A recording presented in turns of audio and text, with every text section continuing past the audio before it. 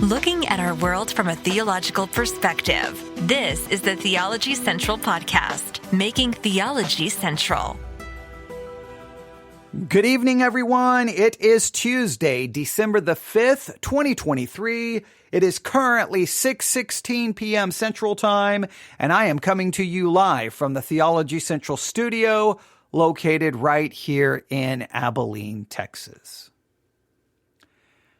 Sometimes it's hard for me to believe that we are in 2023, right? I mean, sometimes when you think about it, we are in 2023. You think about how long human beings have been on this planet. You would think by now, so many of the issues that human beings have struggled with for so long, we would have figured out how to overcome them, right? We would have to figure out how to overcome racism, murder, crime, war, so many things. You think we'd be able to overcome it. We would be able to fix it. And then you realize, well, wait a minute, from a theological perspective, I know why we can never overcome all of that. The reason we can't overcome it is because we have a sinful nature.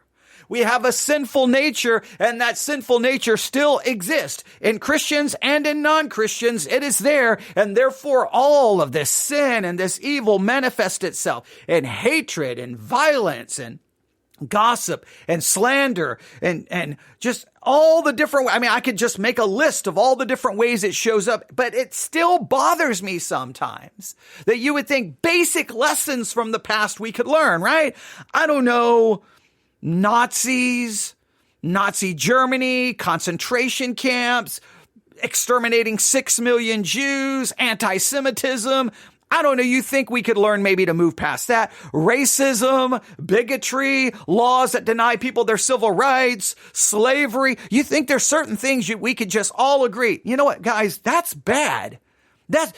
Anti-Semitism is bad. Racism is bad. Slavery is bad. A genocide is bad. You think those would be basic things that we could just say, you know what? Yeah, that's bad.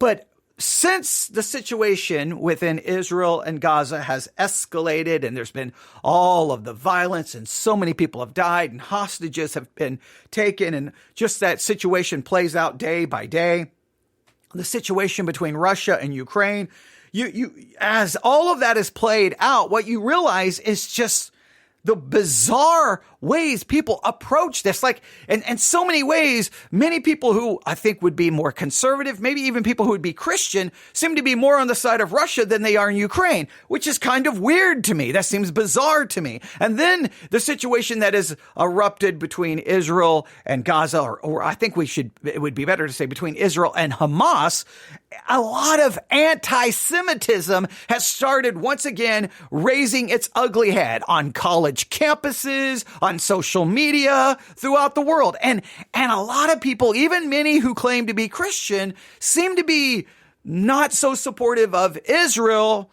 And maybe even, dare I say, some almost seem anti-Semitic. And that's a problem. That's a serious, serious problem. Especially from a biblical perspective, because you think, I know, you may think you need, 15 years of seminary to be able to figure this out, but this seems like a pretty simple set of scriptures here. You can tell me what you think. All right. You can tell me what you think. Matthew chapter 5, starting in verse 38. You have heard that it hath been said, an eye for an eye and a tooth for a tooth. But I say unto you that you resist not evil, but whosoever shall smite thee on thy right cheek, turn to him the other also. And if any man will sue thee at the law, take away thy coat. Let him have thy cloak also. And whosoever shall compel thee to go a mile, go with him twain. Give to him that asketh thee. From him that would borrow of thee, turn thou not away. You have heard that it hath been said, thou shalt love thy neighbor and hate thine enemy. But I say unto you, love your enemies.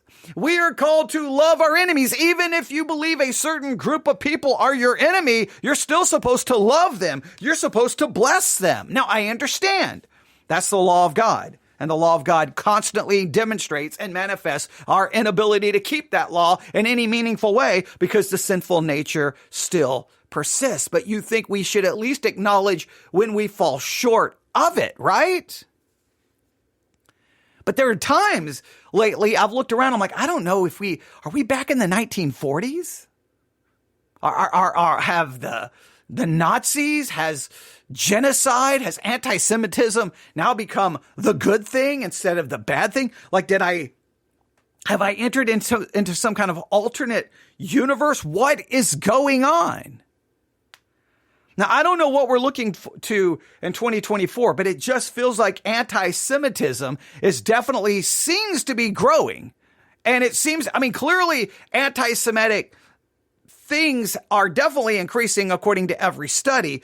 And it is seriously problematic. And one of the places that this is starting to manifest itself is on many university campuses, major universities, where people have said and been involved in marches and protests that have said some absolutely horrific things in regards to the Jews. What is happening? Well, recently, and I believe it occurred today, presidents of some major universities, presidents from the universities of MIT, Penn, and Harvard were testifying. They were testifying before the House Committee on Education and the Workforce about anti-Semitism. So these presidents of these major universities was testifying before the House Committee on Education and the Workforce about anti-Semitism. And there was one exchange that I saw today that I was like, I don't know how to process this. In fact, I got very upset. I'm just going to be honest with you. I wanted to take my iPad and smash it into a million pieces. Me and my daughter, we just got off the phone discussing it. I was upset about it. She was upset about it. And we're like, what is going on? What year is this? What is happening? And so I just look, this is one of those things. You have a studio in your home. As soon as something happens, it's easy to just come up here and talk to you about it, right? So maybe I should this microphone is really my counseling session, right? I can just come here and express my frustration. Sometimes maybe you can say, well, you could have thought it out a little bit better and it could have been better presented. I understand, but at the same time, it's very real, right? So I'm reacting in real time to this. So I've watched it. I've talked to my daughter about it. I've got strong thoughts about it. I'll try to be measured in my thoughts, but I am concerned. Like, of all the things if we're looking to 2024, right? Clearly we know one of the major issues facing, I can't speak to other people in other countries, but here in the United States of America, our country is more divided than it's ever been. Our government seems incapable of actually governing because they act like children. All right. That's a problem. I don't even know what's going to happen when it gets time for the election, the presidential election.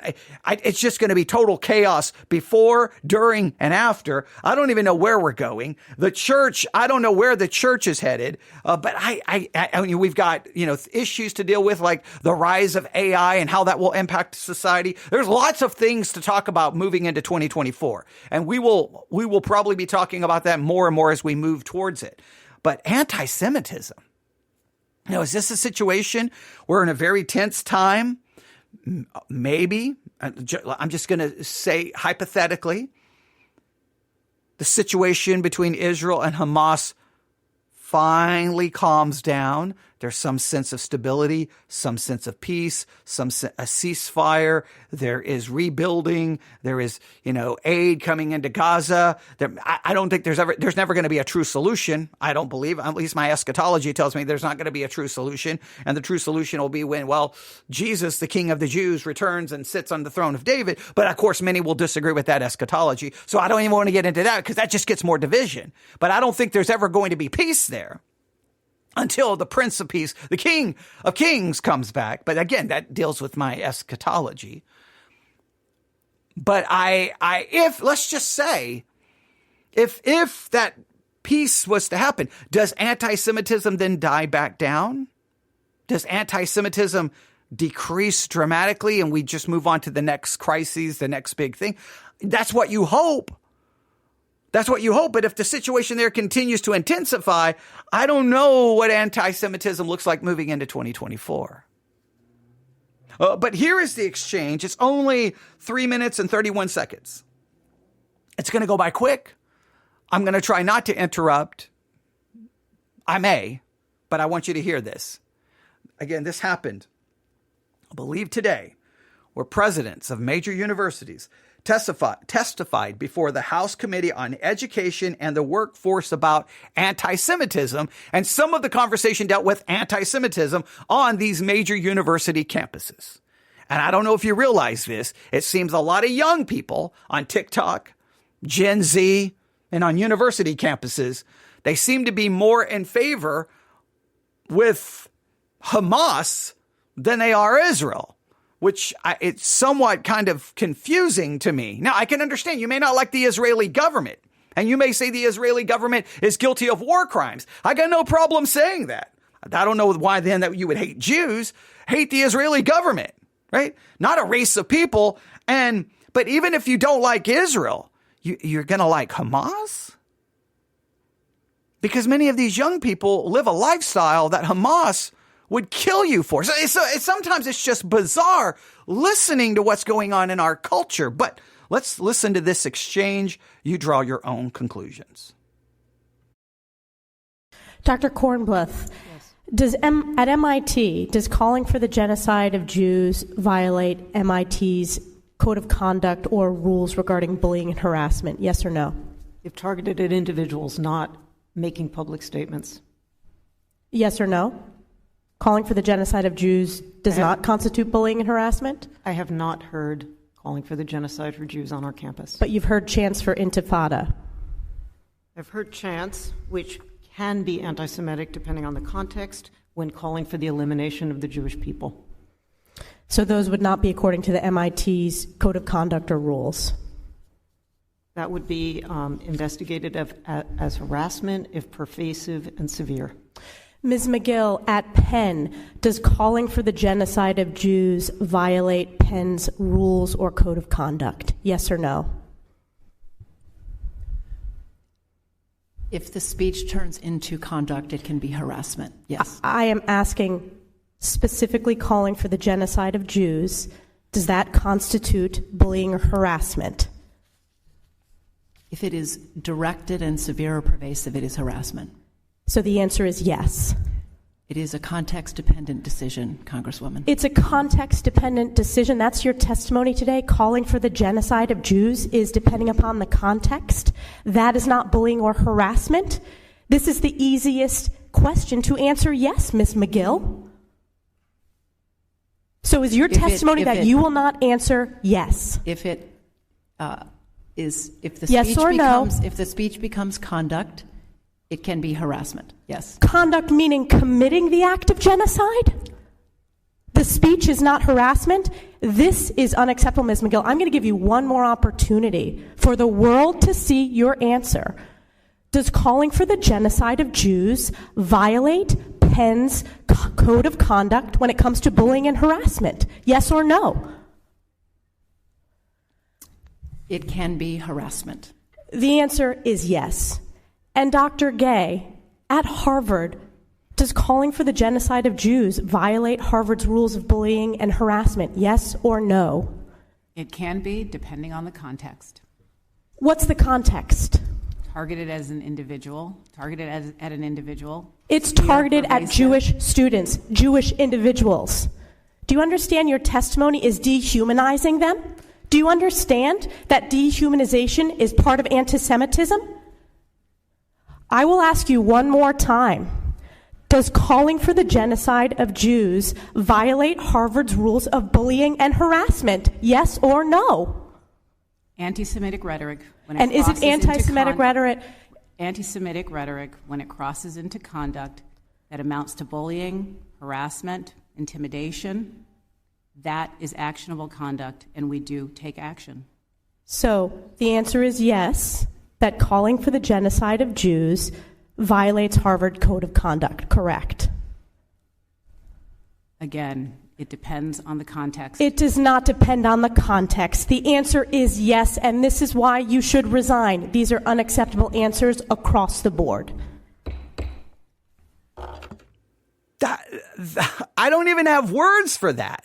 The presidents of major universities can't say, hey, calling for the genocide of an entire race of people on our campus, we would call that bullying and harassment. Can you imagine on these campuses if there were people marching saying, calling for the death of all black students or all blacks around the world, those of African American descent, those who are Spanish, those like calling for the death of all women. I mean, if you call for genocide of any group, that should be considered, I don't know, harassment, bullying, not acceptable on our campus.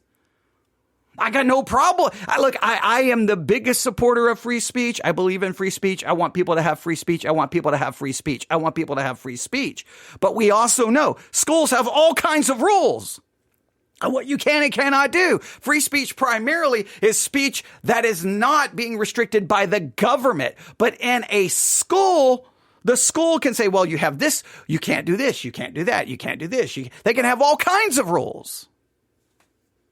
But if there was a bunch of students marching calling for the elimination of other races, would that be like, well, that's just protected speech. That's okay. I'm pretty sure the school would have a problem. But I guess you can't answer, well, the elimination of all, calling for the genocide of Jews. Well, we can't really say that's a problem or that's bullying or harassment. I mean, if it goes over into conduct, so if someone starts committing genocide, then I guess you can say, but then that wouldn't be bullying and harassment.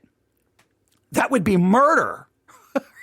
Obviously, I hope you have rules against murder. Hey, you can bully and harass, just don't commit genocide. Just don't commit, as long as you can call for genocide. You can march on campus and call for the death of all blonde people. You could call and march on campus and call for the death of all indigenous people. You can march on campus and call for death to all the teachers. As long as you don't kill anybody, it's perfectly okay.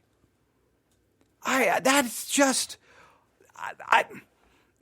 I don't understand that. Look, here's a simple answer. Look, on one hand, we are strong defenders of free speech on the campus of Harvard or MIT or Penn or any other university. We believe in free speech. But at the same time, we want our university to be a place where people can feel safe. So if people are marching or organizing a protest on campus where they call for the murder of an entire race of people, we're going to have a problem with that because that's not acceptable on our campus. You cannot have a protest or march or call for the death of an entire race of people on our campus. It's pretty simple. At the same time, we'll do everything we can to defend their right to speak. I mean, that's pretty, I don't understand why that's complicated. I don't understand. And I am just baffled by, look, you can be against the government of Israel. What does that have to do with Jewish people? You can be against Hamas. What does that have to do with all Arab people? Right? Why do you, if you're against, you could be against what happened in 9/11, September the 11th, 2001, the terrorist attacks in the United States of America. You can be against the people who carried those out. You can be against the terror groups who organized it. You can be against maybe the governments that helped support it. Fine. But that doesn't mean then you're against all Muslims or all people who come from an Arabic country or a Muslim country. Be against the group, the organization, when you then begin to go after a race of people for something. That, I don't understand that. So I don't understand why these presidents could not simply say, hey, look, we understand that this is an emotional subject. Like they could have answered those questions like they're human beings, right? Hey, yes, calling for the genocide of an entire race of people is problematic and would violate our basic rules of conduct and standard at our university. However, they could have thrown in, we still at the same time want to be major defenders of free speech. But are they I wonder how much they defend free speech on those campuses? Would they defend the speech of someone to come on their campus or organization to mount on their campus and speak out against LGBTQ? Would they be just as supportive of that? It just seems like a weird, like, you're literally, it's a question about the call for genocide. I don't know in what world people would say genocide is bad and people calling for genocide. Yeah, I don't know if we want to necessarily protect that speech on our campus. Hating Israel, wanting the government of Israel to go away, maybe even wanting the country of Israel to collapse. Maybe wanting even the nation of Israel no longer to be a country or for them to be defeated in war. I mean, like, you could state it in another way, but calling for genocide is a very specific thing. And not even of a country. You're calling for genocide of all Jews, a racial designation. I don't. The anti-Semitism that is rising. Look, I don't want to exaggerate it. I don't want to downplay it. But I think it should be concerning to all of us. Now, for those of us who believe that God is not done with the nation of Israel, God made promises to them and will fulfill those promises. How does the anti-Semitism fits into maybe that eschatology? That's a theological question.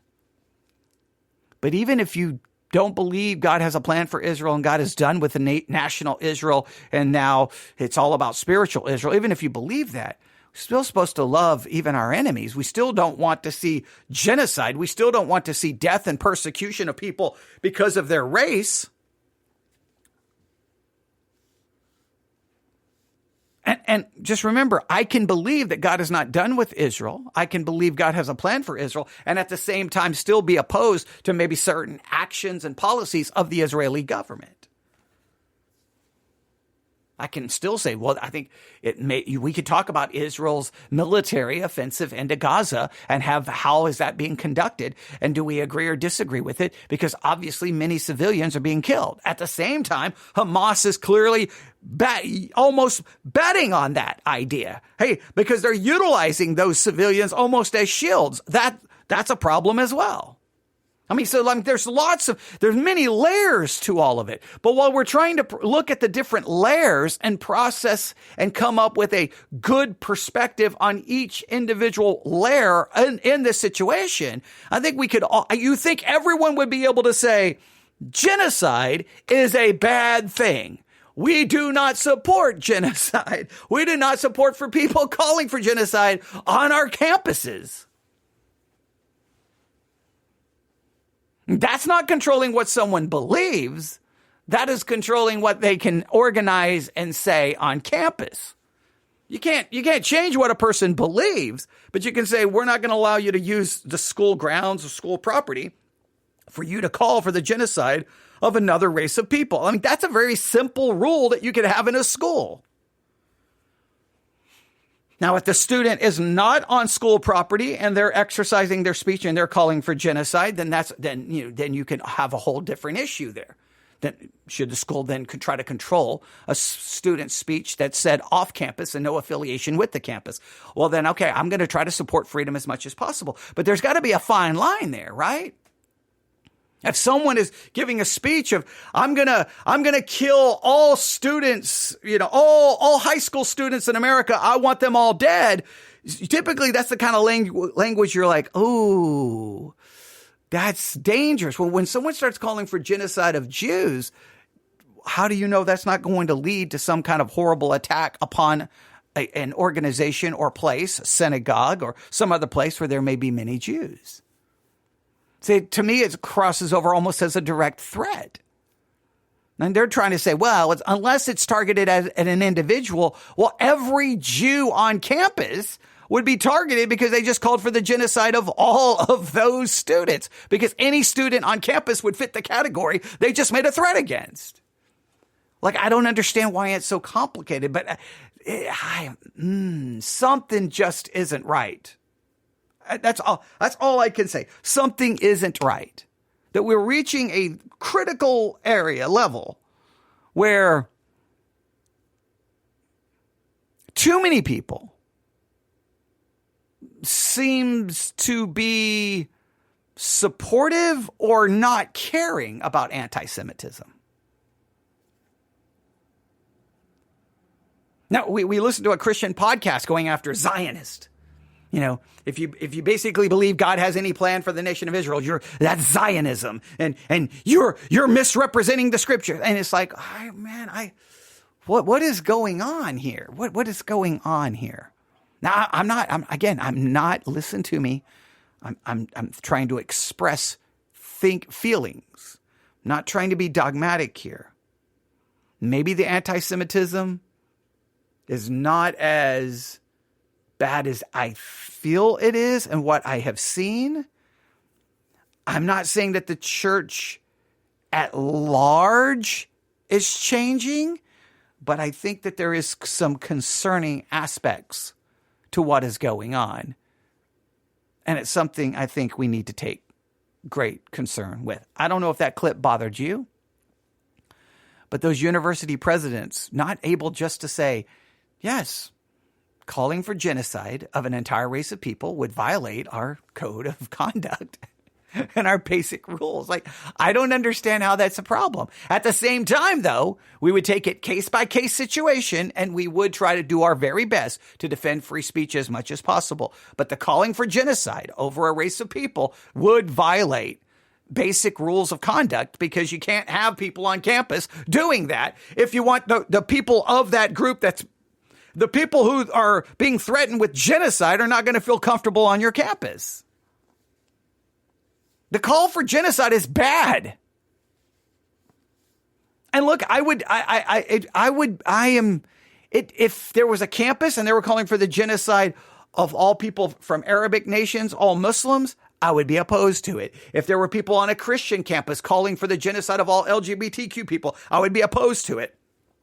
I'm opposed to the call of genocide.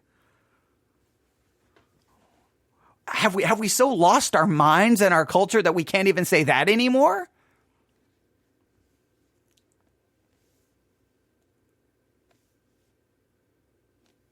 What do you think? newsif@yahoo.com. newsif@yahoo.com. That's newsif@yahoo.com. Love to get your thoughts and feedback on this. I mean, as Christians, can we at least remember to love our enemies? And that means Democrats, Republicans, homosexuals, transgender, Muslims. We may hate an ideology. We may disagree with a belief system. But aren't we called to love even our enemies? And see people as being people created in the image of God? Even if you don't believe God has a plan for the nation of Israel, anti-Semitism would still be bad, right? Bigotry, hatred. Wouldn't it be racism? Wouldn't those things be bad? I would think so. Thanks for listening. Everyone have a great night. God bless.